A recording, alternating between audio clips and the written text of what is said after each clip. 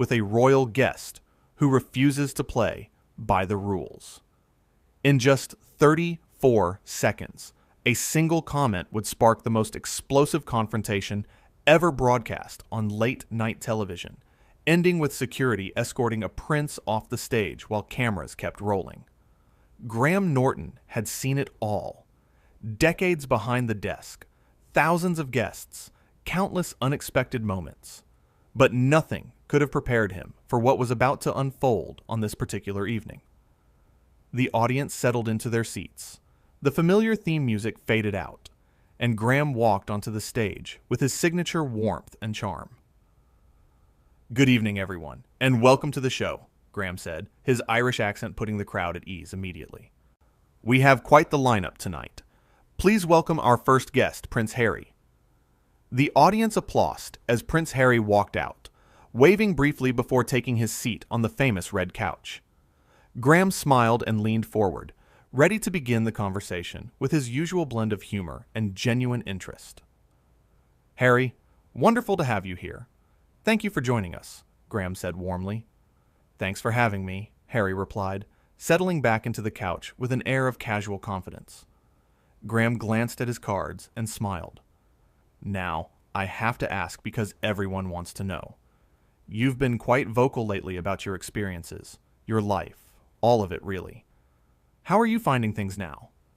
Harry shifted slightly. "You know, Graham, I think people need to understand what I've been through. The media, the pressure, the constant scrutiny. It's not easy being me." Graham nodded politely. "Of course, I can only imagine the unique challenges that come with your position. But you've also had extraordinary opportunities that most people could only dream of, haven't you?" The first hint of tension appeared on Harry's face. "Is that what you think? That I should just be grateful and shut up about the difficulties?" Graham's smile remained, but his tone became more measured. "Not at all. I'm simply saying that perhaps there's a balance to be struck between acknowledging hardship and recognizing privilege." Harry leaned forward, his voice taking on an edge. "You have no idea what it's like, Graham. You sit here in your comfortable studio, asking your comfortable questions, making people laugh, when you've never had to deal with what I've dealt with." The audience fell silent. This was not the playful banter they were used to on Graham's show. Graham maintained his composure, years of experience showing through. "Harry, I think we all face challenges in different ways. My job is to have conversations, to listen, to engage. That's what we're doing here," Graham said calmly. "Your job is to make entertainment out of people's lives," Harry shot back. "To pry and probe and then package it all up for ratings. How is that any different from the tabloids I've spent my life fighting against?" Graham took a breath. "Well, for one thing, my guests choose to be here. They come willingly to share what they're comfortable sharing. There's no intrusion, no violation of privacy." Harry laughed, but there was no humor in it. "Choose to be here? You think everyone who sits on this couch actually wants to be here? They come because they have to, because their publicists tell them to, because it's part of the game." "And yet you're here," Graham pointed out gently. "I'm here because I was told it would be good for my image," Harry said bluntly. "To show I'm normal, relatable, all of that nonsense. But sitting here now, listening to your questions, I'm wondering why I bothered." The tension in the studio was thick enough to cut. Graham's expression remained professional, but something had shifted in his demeanor. This was his show, his space, and his patience was being tested. "Harry, I understand you've been through a great deal, but I have to say, I've welcomed you onto this program with nothing but respect. My questions have been fair and thoughtful. If you're finding this difficult, perhaps we should discuss what you'd rather talk about." Harry waved his hand dismissively. "See, there it is again. That condescending tone. You all do it. You pretend to care, pretend to understand. But really, you just want the juicy bits. You want me to spill secrets about my family, so you can get your clicks and your views. That's not what this is," Graham said firmly. I've built my career on having genuine conversations with people. I don't ambush guests. I don't exploit them. And I certainly don't appreciate being compared to the worst elements of media intrusion. Oh, touched a nerve, have I? Harry said with a smirk. The truth hurts, doesn't it, Graham? Graham sat up straighter. You know what, Harry? I've been doing this for a very long time. I've interviewed everyone from Hollywood legends to political figures, to musicians, to authors. Some have been difficult, some have been shy, some have been provocative. But I've never had someone sit on this couch and insult not just me, but the entire premise of respectful conversation. Respectful? Harry scoffed. You want to talk about respect? Where was the respect when photographers chased my mother? Where was the respect when every detail of my life was plastered across newspapers? Where was the respect when I was growing up in a fishbowl? None of that was me, Graham said quietly but firmly. I had nothing to do with that, and neither did this audience. Neither did my crew. You're sitting here taking out your anger on people who have only shown you kindness. Harry stood up suddenly. Kindness? This whole thing is a farce. You parade people out here, make them dance for the audience, and call it kindness. Well, I'm done dancing. Graham remained seated, his voice steady. Then perhaps you should leave. The audience gasped. In all his years of hosting, Graham had never asked a guest to leave. The moment hung in the air like a held breath. Excuse me, Harry said, his face flushing. You heard me, Graham said, standing now to face his guest. If you're done, if this is such a terrible experience for you, then you're free to go. I won't keep you somewhere you don't want to be. Harry's jaw clenched. You're kicking me off your show?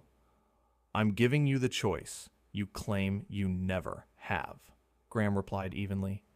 You can stay, and we can have a real conversation, or you can leave. But what I won't do is sit here and be berated for trying to do my job with integrity. Integrity, Harry repeated mockingly.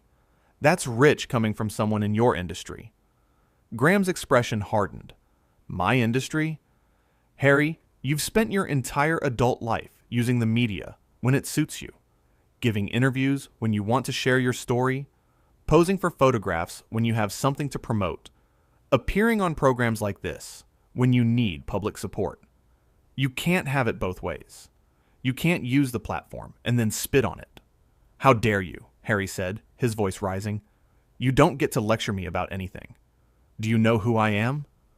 The words hung in the air, and in that moment, the entire tone of the encounter crystallized. Graham's face showed a mixture of disappointment and resolve.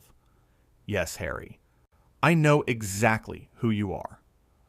But do you know where you are? This is my show.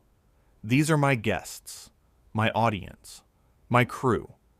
And I've worked for 30 years to build something based on warmth, humor, and mutual respect. I don't care about titles or status. I care about how people treat each other. Harry pointed at Graham. You're going to regret this. Do you understand the consequences of how you're speaking to me right now? Is that a threat? Graham asked, his voice calm, but his eyes sharp. It's a statement of fact, Harry replied coldly. I have a voice, I have a platform, and I won't hesitate to use it. Graham nodded slowly. Then I suppose we're at an impasse, because I also have a voice and a platform, and I won't hesitate to stand up for what's right. This conversation is over. He turned to someone off camera. Can we get security, please? Harry's eyes widened. You're actually going to have me removed. You've made it clear you don't want to be here, Graham said. I'm simply helping you with your exit. The audience sat in stunned silence as two security personnel appeared from the wings. They approached carefully, respectfully. Sir, if you'll come with us, one of them said quietly to Harry. Harry looked around, seeming to realize for the first time that he had pushed too far. This is absurd. You can't treat me like this. I'm treating you exactly as I would treat anyone who behaves this way on my program, Graham said. With the door. Harry's face went through several emotions at once: anger, embarrassment, disbelief.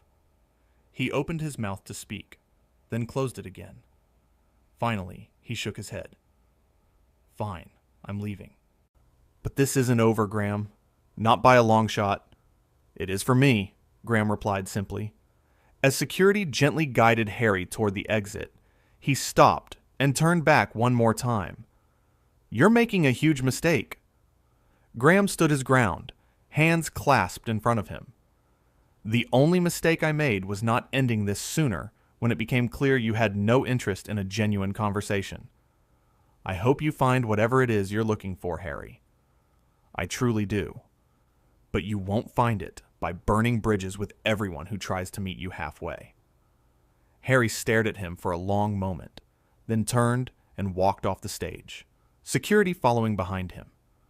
The studio doors closed, and for several seconds, nobody moved. The audience didn't know whether to applaud, gasp, or sit in silence. Graham took a deep breath and returned to his chair, and he looked directly at the camera, his expression a mixture of sadness and resolve. Well, he said softly, that was unexpected. A nervous laugh rippled through the audience. Graham smiled slightly, though the warmth didn't quite reach his eyes yet. You know, in all my years doing this show, I've always believed that conversation is a two-way street. It requires both people to show up with openness and respect. When that breaks down, when one person decides they're going to use the platform as a weapon rather than a bridge, well, you saw what happens. He paused, gathering his thoughts. The audience waited, hanging on every word. I don't take pleasure in what just happened. I genuinely wanted to have a good conversation with Harry.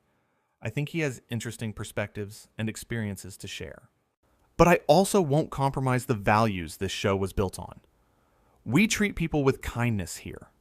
We listen. We laugh. We connect. And when someone comes in with anger and resentment, determined to see enemies where there are only friends, it's impossible to move forward. Graham looked down at his cards, then back up at the audience. I've interviewed thousands of people on this couch. Some were nervous, some were guarded, some were going through difficult times. But we always found a way to have a real moment together. Because that's what this is about. Real moments. Real conversations. Not performances or power plays. The audience began to applaud, slowly at first, then building to a standing ovation. Graham looked genuinely touched, his eyes misting slightly. Thank you, he said, his voice thick with emotion. Thank you for understanding. Now, we're going to take a quick break, regroup, and when we come back, we'll continue with our other scheduled guests. Because the show, as they say, must go on. The audience erupted into applause, showing their full support for Graham. He acknowledged them with a small nod before sitting back down in his chair. The cameras remained rolling, capturing every moment of this unprecedented situation. Graham composed himself, running a hand through his hair. You know, he said to the audience, his voice carrying the weight of the moment, I've had some unusual shows before. I've had guests who've had perhaps a bit too much to drink before coming on. I've had people who've been so nervous they could barely speak. I've even had someone fall asleep mid-interview. But I've never, not once, had someone come on this program with such open disdain for the entire process. The audience murmured in agreement. One woman in the front row called out, "You did the right thing, Graham." He smiled at her gratefully. Thank you. I appreciate that. Because honestly, in the moment, you're not thinking about right or wrong. You're just trying to navigate a situation that's spiraling out of control. And I kept asking myself, what more could I have done? How else could I have approached this? He paused, looking thoughtful. I started with gentle questions. Questions that would allow him to share whatever he felt comfortable sharing. When that didn't work, I tried redirecting. When he became hostile, I remained calm. I gave him multiple opportunities to reset, to take a breath, And to remember that we're all just people trying to have a conversation. But at every turn, he chose aggression over engagement. Graham leaned forward, his elbows on his knees. And here's the thing that really struck me during that exchange. It wasn't just that he was angry. People are allowed to be angry. They're allowed to have complicated feelings about their experiences. What bothered me was the assumption that his anger entitled him to treat everyone around him as the enemy. The audience, the crew, me, we're all just trying to do our jobs and create something entertaining and meaningful. We're not the villains in anyone's story. The audience clapped again, longer this time. Graham waited for the applause to die down before continuing. You heard him say, "Do you know who I am?" And in that moment, I realized that's the heart of the problem. He came here believing his identity, his status, would shield him from the basic expectations we have for every guest. That somehow, the rules of common courtesy didn't apply to him. And I simply couldn't let that stand. He stood and walked to the front of the stage, closer to the audience. I've interviewed members of royal families before. I've interviewed presidents and prime ministers. I've interviewed people whose names are known around the world. And you know what? The best conversations, the most memorable moments, have come when those people set aside their titles and their status and just talk to me like one human being to another. That's when the magic happens. That's when we connect. Graham's voice grew stronger, more passionate. But you can't force that connection. You can't manufacture genuine conversation when one person is determined to see everything through a lens of persecution and resentment. I tried. I really did try. But there comes a point where you have to accept that some people aren't ready or willing to meet you halfway. He walked back to his chair and sat down, the weight of the evening visible in his posture. The moment he threatened me, that's when I knew it was over.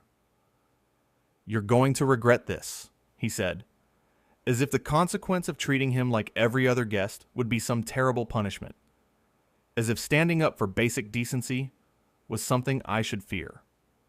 Graham shook his head. I don't live my life in fear of powerful people being upset with me. I live my life trying to be kind, trying to be fair, trying to create a space where interesting conversations can happen. And when someone comes into that space and tries to poison it with threats and hostility, they're not welcome anymore. It's really that simple.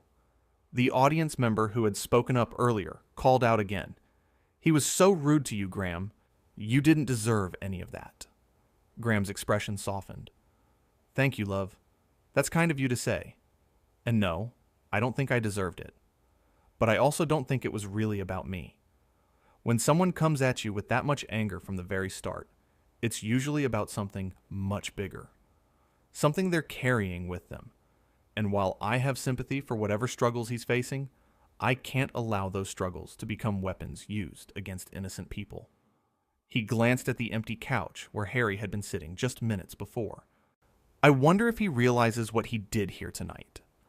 I wonder if, once he calms down and has time to reflect, he'll understand that he sabotaged his own opportunity. Because this show reaches millions of people. It's a platform that could have been used to share his perspective, to build understanding, to connect with an audience that was ready and willing to listen to him. Graham's voice took on a tone of genuine sadness. Instead, he chose to burn it all down. And for what? To prove some point about media being terrible? To demonstrate that he's been victimized? All he actually proved is that sometimes the worst enemy we face is the one we bring with us. The anger we hold on to. The grievances we refuse to let go of. The studio was completely silent now, everyone hanging on Graham's every word. He continued, his voice quieter, but no less powerful. When he compared me to the tabloids that hounded his mother, that cut deep. Because anyone who knows me, anyone who knows this show, understands that we're the opposite of that invasive, destructive media culture. We invite people in. We ask them what they want to share. We create a safe, warm environment where they can be themselves. To have that compared to the paparazzi who chase people down streets, who invade privacy, who cause genuine harm, that was deeply unfair. Graham looked directly into the camera. But even then, even after that comparison, I tried to move forward. I tried to explain the difference. I tried to create an opening for better understanding. And he threw it back in my face with more accusations, more hostility, more contempt. At some point, you have to stop trying to reason with someone who's determined to misunderstand you. He stood up again, pacing slightly. The irony is that he came on this show presumably to improve his image, to show he's relatable and normal. And instead, he revealed exactly why people struggle to connect with him. It's not because he's royal. It's not because he's had a difficult life. It's because he approaches every interaction as a battle to be won, rather than a conversation to be had. Graham stopped pacing and faced the audience directly. I've had guests on this couch who've been through unimaginable traumas. People who've survived wars, abuse, loss, illness, and they've managed to sit here and have warm, funny, engaging conversations. They've found ways to share their pain without weaponizing it. They've used this platform to heal, to connect, to remind us all of our shared humanity. That's what this show is supposed to be. A celebration of human connection in all its messy, complicated, beautiful forms. The audience began applauding again, and this time Graham let himself smile more genuinely. Thank you. Truly. Your support tonight means more than you know. Because when something like this happens, when you have to make a difficult decision in real time, you wonder if you're being too harsh or not harsh enough. You question yourself. But seeing your reaction, feeling your understanding, it reminds me that most people recognize basic fairness when they see it. He returned to his chair one more time. I want to be clear about something. I don't hate Harry. I'm not angry with him. I'm disappointed. Disappointed that an opportunity for genuine dialogue was wasted. Disappointed that someone would come into this space and treat it with such contempt. But I don't wish him ill. I hope he finds peace. I hope he works through whatever anger and pain he's carrying. I just won't allow him to use this show as a dumping ground for that pain. Graham looked at his cards, then set them aside. You know what the hardest part was? The moment when I realized there was no saving this.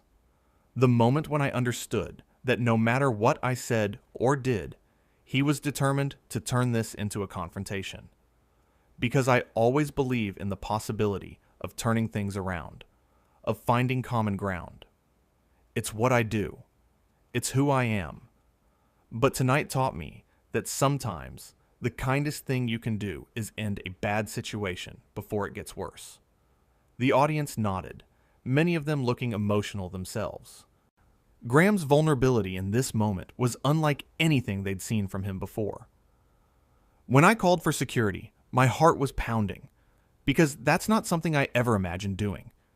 This show is about openness, about welcoming people in.